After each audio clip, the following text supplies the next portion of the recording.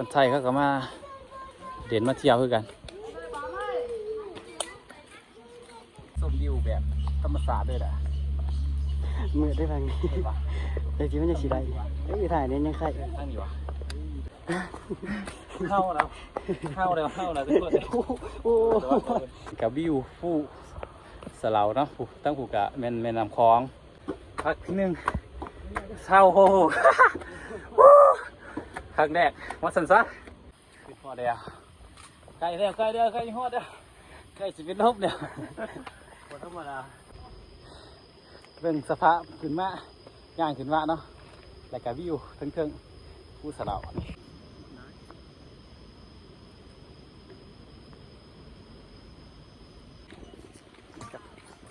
ฟ้าจับอันนี้ฟ้าหนึ่ง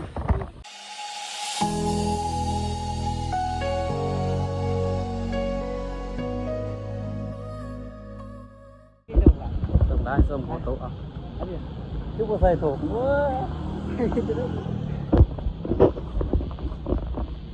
สบายดีเจ้าทุกคนมาขอกับ2 บุญดีๆเนาะ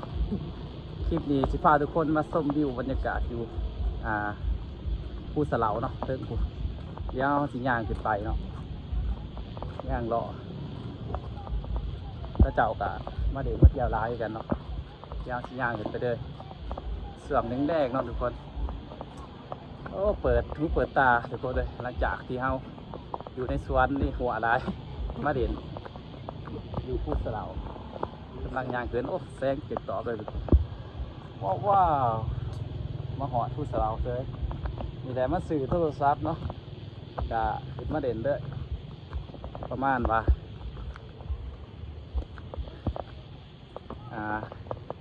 มาลองกล่องไม้สื่อขึ้นเมื่อไทยขึ้นมาได้เลยเอามาแต่ไทยแต่ว่าขึ้นเมื่อนะตรงเมื่อไทยที่เก่าลองกล่องที่สื่ออยากจะพาส้มบรรยากาศอยู่เทิงเนาะเขาสิรอขึ้นเทิงหลายคนเขากะขี่รถขึ้นกันแล้วทุกคนแต่ว่าเขาสิย่างขึ้นเนาะเอาส้มบรรยากาศตอนย่างขึ้นขี่รถมันก็ง่ายอยู่แต่ว่าเขาอยากเอาบรรยากาศอยู่ย่างขึ้นเอาทางขึ้นตอนนี้ก็คือว่าเขียวพุ่มงะขนาดเลยแหละสุดยอดมากับวัยรุ่นฮ่าโอ้โฟโต้ไปเดือดแจมผู้ความไปเรื่องเลยบรรยากาศทางขึ้นเนาะทุกคนฮ่าไปโฟโต้สักบาทหนึ่งบรรยากาศเนาะเอากล่องไม้เลยมากแล้วก็ต้องลองเบิ่งเนาะฮัสซิย่างรอขึ้นไปเรื่อยๆหนาลำขนาดอยู่ในสวนในหัวร้ายทุกคนเลยกำลังสิเลยมาฮะนี่ใส่ว้าวจะคือปลายจะสิเลยสื่อคือเขาได้ดิเอากล่องเข้ามาถ่ายแล้วมาลุ้นเบิ่งว่าสิไรจักนาทีเนาะทางคืนนี้ก็บ่เป็นย่อยได้ดิสูงเป๊ะเลยนี่พาอยากมาออกกำลังกายเนาะสว่างแรงๆกะมาไหลเนาะนี่ย่างขืนเอาเลยธรรมชาติเอาถือกระถ่ายไปน้ำถือตัวน้ำย่างขืนเจอละมาตาไปกระถาที่กูย่างก่อนพี่น้องมาขืนผู้สลาวน้ำกันกำลังย่างขืนไปเด้อภาคแรกได้ดีเด้อภาคขึ้นไปเศร้าเลยสียังเกิดจังหวะกันเนาะไปส่วนแรกๆนี่คนเขาก็มาร้ายเนาะเดี๋ยวเขาไปเบิ่งกันเพิ่มขึ้นปลาคนเสียวขึ้นได้แต่เขาไปยังสีย่างขึ้นไปเด้อหนักย่างลงมาขึ้นเด้อเดี๋ยวได้ส่วนแดงเข้าแล้วทุกคนโอ้เอาคุมกิ่งไปเด้อเดี๋ยวพาซูมอยู่เฉยๆผักหนึ่งฮะนี่กับวิวผู้สลาวเนาะตั้งผูกกะแม่น้ำคลองเดี๋ยวแม่น้ำคลองเดี๋ยวไปเบิ่งอยู่ทึ่ง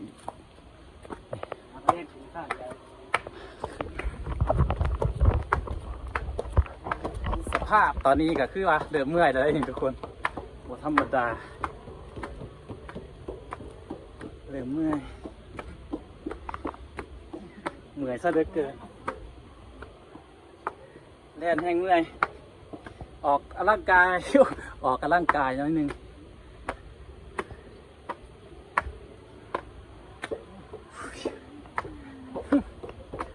มาปีนเด่นเนาะเมื่อยแล้วดิแสงกระต่อดีเว้ยขึ้นเมื่อส้มวิวอยู่เถอะเปิดหูเปิดตามาเที่ยวสัมปะมาเที่ยวพักทีหนึ่งเศร้าโห ครั้งแรกมาสันซะให้รอบหลายปี3-4 ปีอะไรมา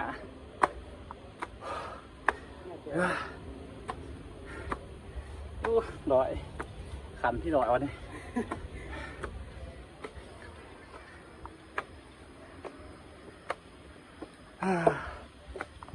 เอ้ยมันทำมาลาที่ไหนอยู่ดิเกินเลยหอดจะได้เกินกำลังขึ้นมาหอดผักที่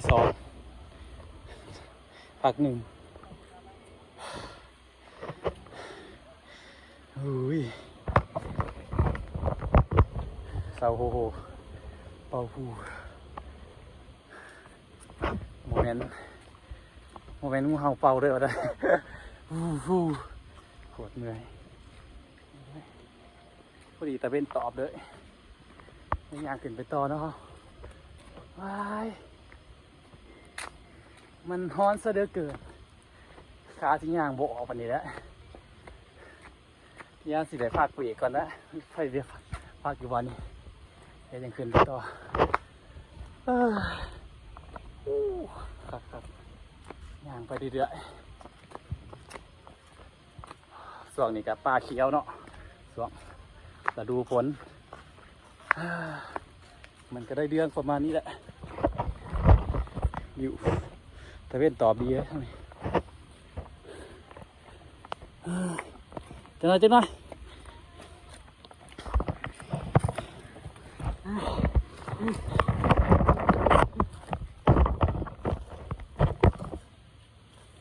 พักเหนื่อยก่อนก่อนหัดนี่โอ้พักก่อนเลยทุกคนดื่มน้ำดื่มในปิ้งกอกใหม่นะจบเย็นอยู่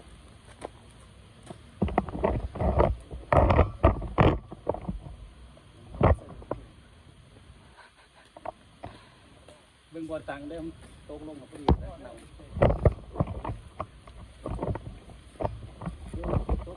ถือเอามันจะตกเรื่องค้ามันดีนะต้องขาย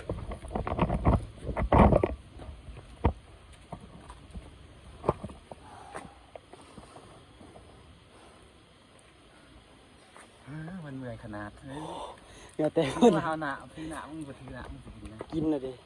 คุณนี่ปะ ว่าได้กินนะซื้อท่าน นี่ปะ เอาก็สิบค้าไปเถอะ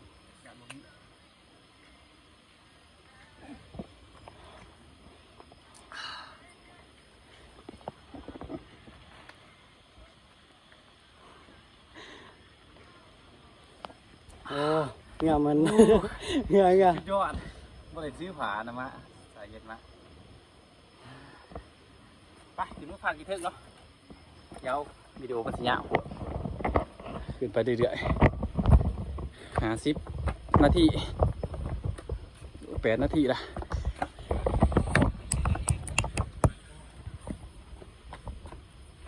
50ถ่ายวิวขึ้นไปเลยเนาะทุกคนเอาบรรยากาศขึ้นไปน้ำโคตร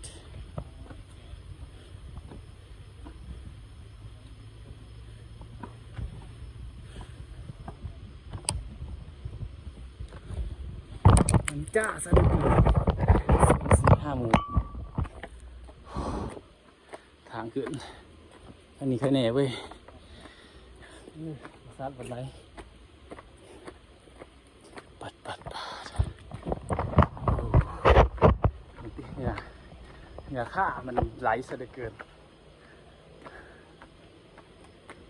ส่วนนี้ก็ธรรมดาอยู่ย่างเกินสบายอยู่ทุกคนบ่อนนี่ในเรื่องผู้ทางขึ้นก็ธรรมดาแค่นี้แต่ป่ะเหตุขึ้นได้นี่ตะกี้มันเป็นสะพานไม้เนาะตัวไม้นี่แล้วก็เป็นไม้เป็นดินเป็นบริเวณทั้งนี้มันสิมีทางขึ้นทั้งหมดเนาะตะกี้บาลันซะแต่ส่วนเด็กๆเมื่อย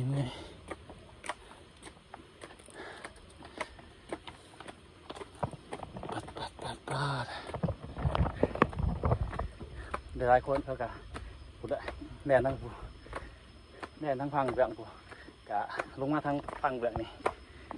มันจังสิบ่เมื่อยเขาแล่นเนาะเขาออกกำลังกายทั้งผู้ในอันนี้เขาชูดมือไปขึ้นมาแล้วบ่ผู้สาวกล่องน้ำมาสันตอนนี้ข้าพเจ้าแต่เมื่อยแห้งด่ะเมื่อ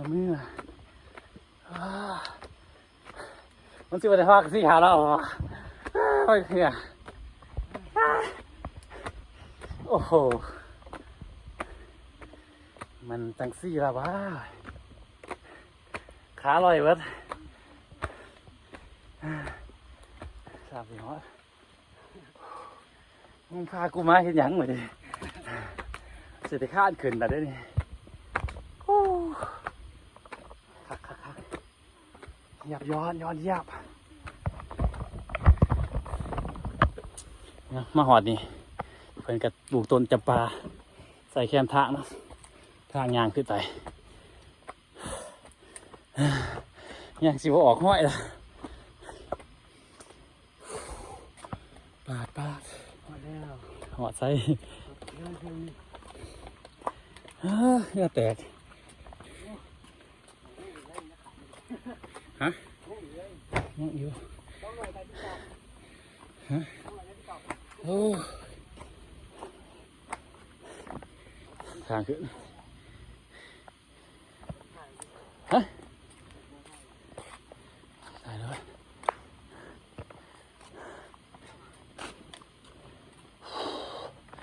ไปย่างก่อนนี่ถือไปนั่งถือไปก่อนย่างไปเลยโอ้พี่น้องวันนี้ขึ้นมาคู่สลาวขั้งทำชีวิตของ3-4 ปีแล้วขอ3-4 ปีเขาจังเกิดขึ้นมาตัวนึงแต่ก็ขึ้นมาสว่างกระลูผลใหม่ๆมันกับสีเขียวๆเนาะ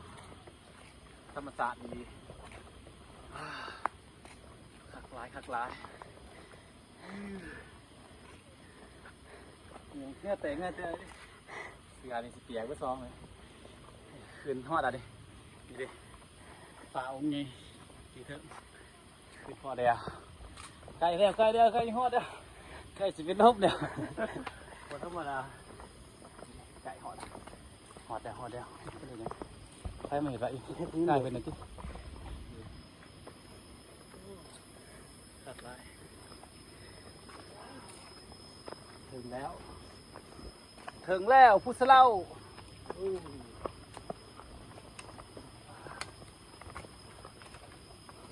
ส่วนนี้มันยังอ่อนแดดขึ้นไปจะ4 นาทีเนาะขึ้นไปในปลายยาเบิ่งน้ำกัน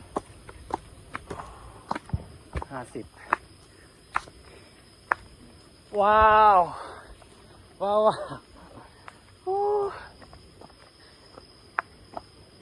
หอดแดดเด้อพี่น้องผู้สลาวป่าใหญ่ที่ทุกคนแนมเห็นถึงเป็นที่เฮียบห้อยตายนี่เลยเป็นสภาพขึ้นมาย่างขึ้นมาเนาะแล้วก็วิวทั้งผู้สลาวเมืองปากเซเมืองคำไต่นครคำไต่สีบันร้อนนี่เลยครัวปากเซ่เนาะ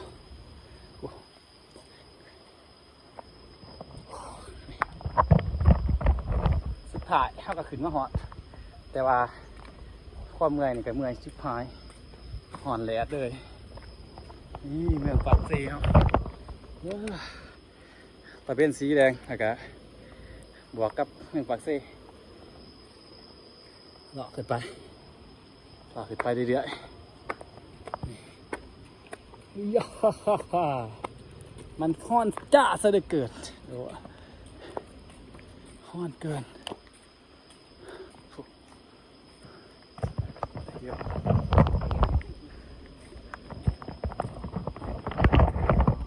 พี่ก๊อต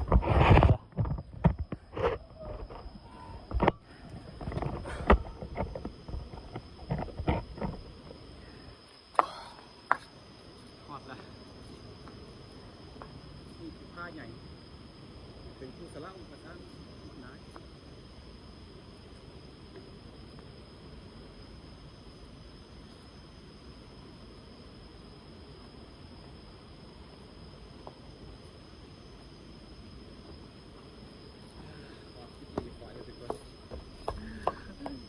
เดี๋ยวสอบดีแดงไปแล้วจะเป็นปุ๊บปอด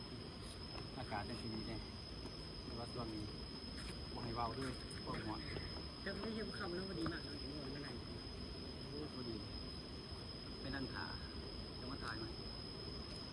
ถ่ายหมูเบิ้งหน่อยโทรศัพท์ไปโทรศัพท์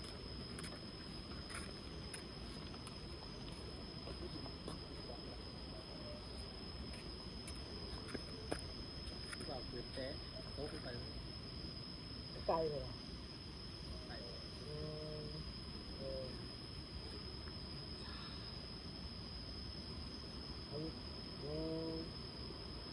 ถ่ายแบบคนหัว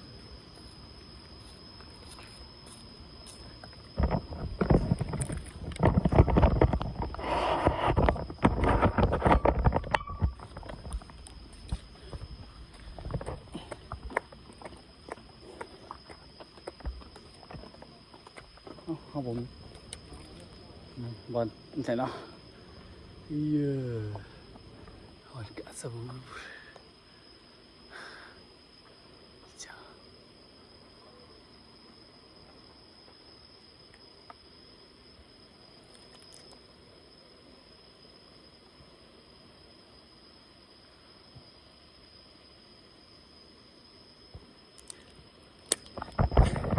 ต่อขึ้นไปเทิงต่อฮะจุดเนี่ยจุดถ่ายหูเมืองปากซีเนี่ยอาจจะเป็นมือเทิงอีกผ่าไปไปหอนดีหอนดีฟังนี่ก็แห้งคัก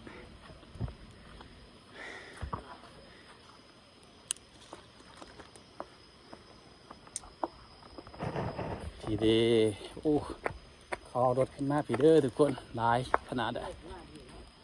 ฮะพอดีเป็นไรมันบริสุทธิ์บิวเย็นแล้วเย็นแล้วแรงแล้ว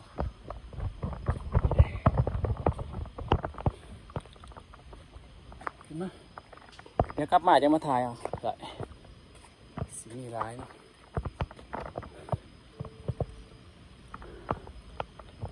นี่บรรยากาศอยู่เทิงเลยทุกคนเพิ่งพูดสเล่าพาใหญ่อุ้ยขึ้นมาอากาศเย็นอยู่ลมดีในเดียวอากาศเย็นแล้วเหงื่อแตกซ้ำขึ้นมาหอดขนาด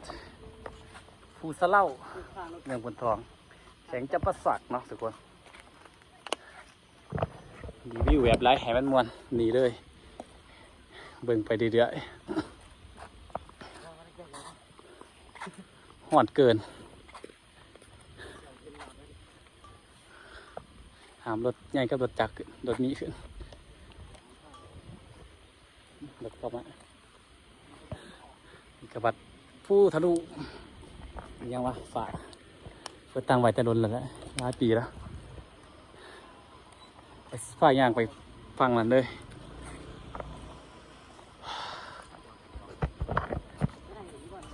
ไป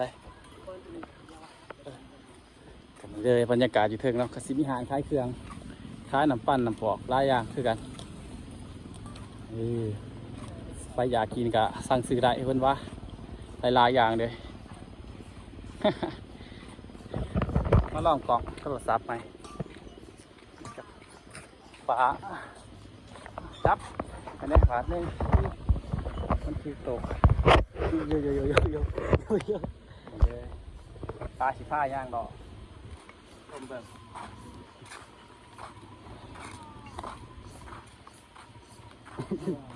ถ้าว่างได้จ้ะ ป้าก่อนสิหัวท้ายเนี่ย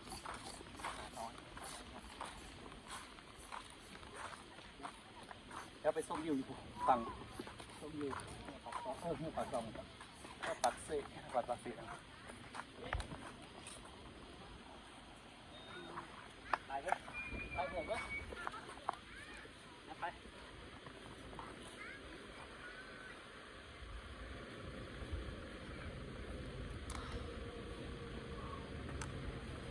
เมื่อเนี่ยตัวไหนที่กันมือจะไปนั่นนะ ไปย่างไปเลยครับย่างดอกส้มอยู่ไงคุณตา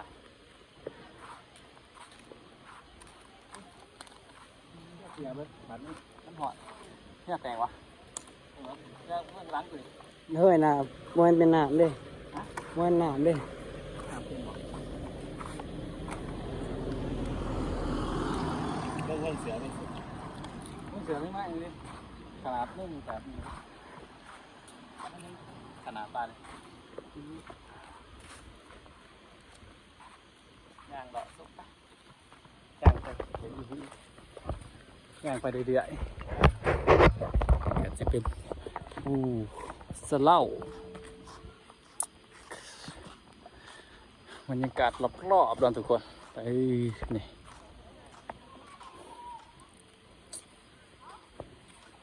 ในเดืองจุดส้มวิวห้องน้ำแล้วก็มันนกก็สิมีคนไทยแน่เนาะคนฟังไทยก็มาขี่รถขึ้นมาโอ้นี่ดิไปเบิ่งอยู่นี่ก่อนเบิ่ง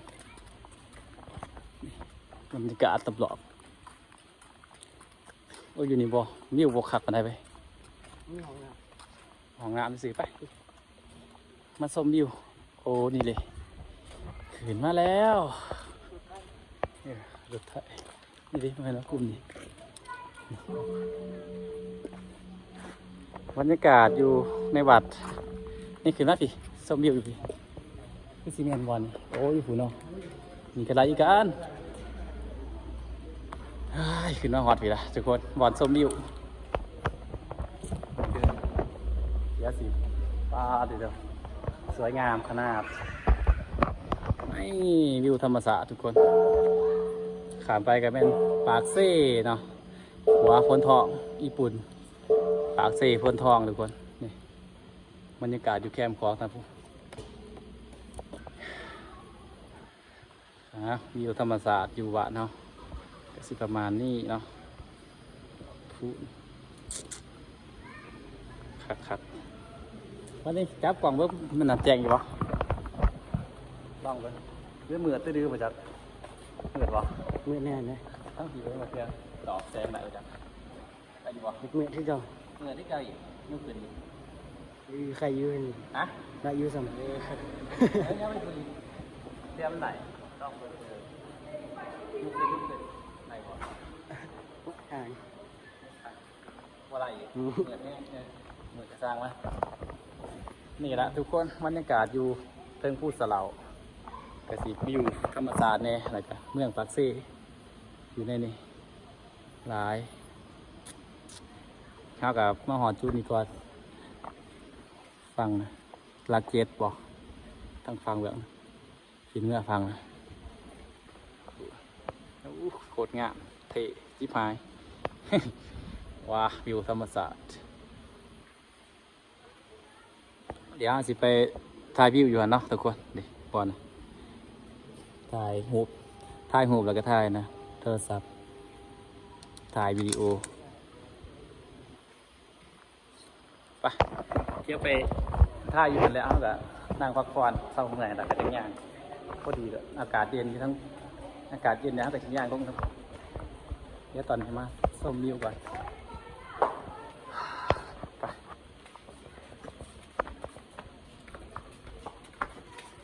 ของไงไปดูของวะ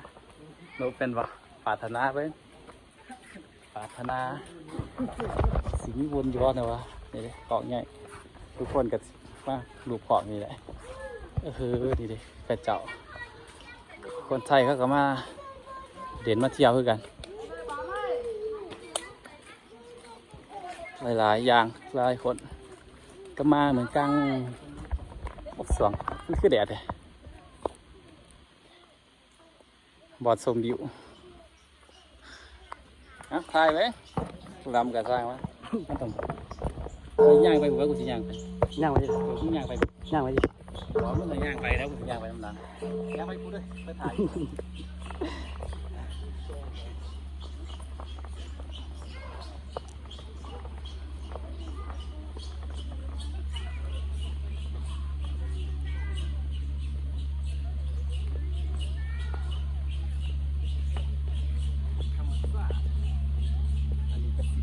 ชุดส้มวิวแบบธรรมศาสตร์ด้วยแหละ มือได้ฟังนี่ เห็นปะ แต่ที่มันจะสีได้ถ่ายเนี่ยยังไข่ ทางนี้วะพี่ย้ำมาทางนี้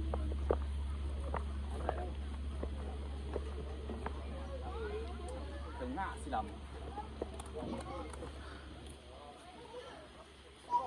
หมุนเลยหมุนมาไปเลยหมุนใหม่ก่อน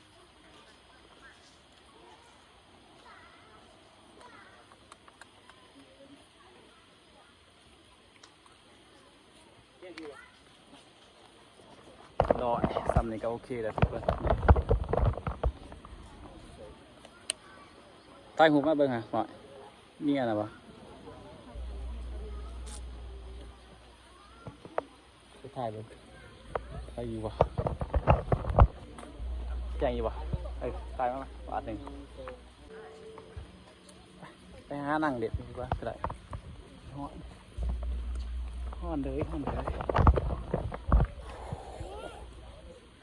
เรื่อง